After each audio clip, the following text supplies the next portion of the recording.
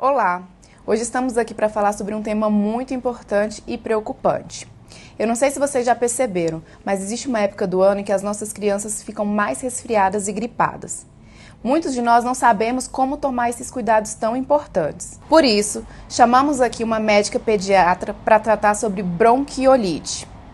Doutora Caroline, vamos falar sobre essa doença que nem todos conhecem e que, na minha opinião, vem crescendo tanto? A bronquiolite, ela é uma doença, ela se dá pela inflamação dos bronquíolos.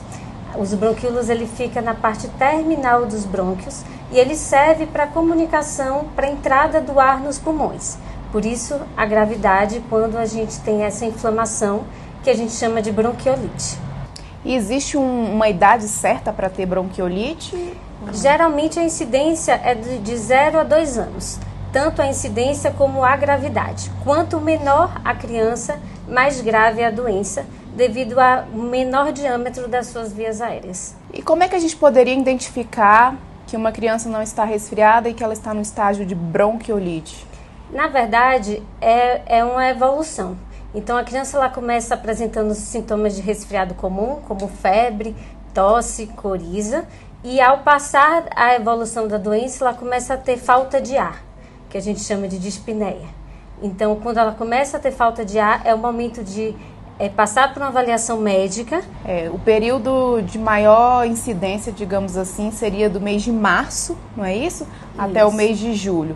Então, nós que já estamos aqui no final de fevereiro, prestes a entrar nesse período crítico, o que as famílias, eu não digo nem só os pais, mas o que a rede de apoio pode fazer para evitar essa proliferação? É importante ter cuidados, como evitar aglomeração, sempre lavar as mãos, o uso do álcool, importante ser 70%, aquele álcool de cozinha ele não é adequado para desinfectar. E importante também as pessoas que estão gripadas terem, e com sintoma de resfriado, terem a consciência de evitar com que aquele vírus se prolifere, passe adiante. Uma coisa que eu observo é que às vezes nem sempre os sintomas, digamos assim, tá aparente. Entretanto, a pessoa carrega o vírus. A transmissão ela ocorre tanto por via aérea, por gotículas, então na tosse, no espirro, quanto também pelo contato.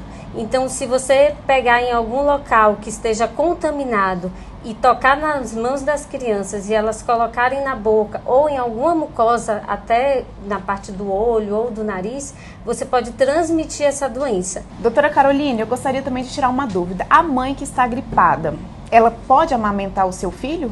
Ela pode e deve amamentar o seu filho.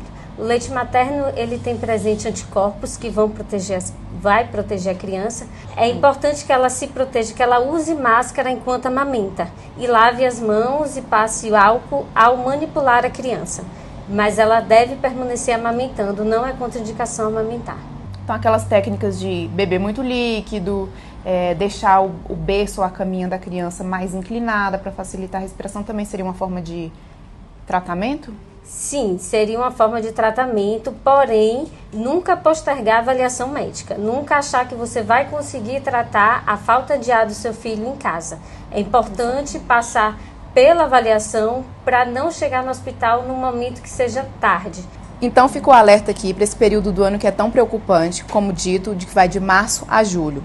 Pensando nisso, trouxemos também o relato de uma mãe que passou por momentos de muita dificuldade com sua bebê e que vai contar um pouco para a gente, para que fique o alerta para todas as famílias. É muito importante a gente conscientizar realmente que aqui em Brasília, nesse tempo, a gente sabe, né, que tem esses tempos que marcam mais essas doenças respiratórias, é muito importante prevenir também, né, ter essa conscientização. Meu filho, na verdade, ele começou com uma gripe e ele foi ficando molinho, eu percebi que ele estava fraco, que ele só dormia e quando eu levei já estava tudo assim, o que aconteceu, né?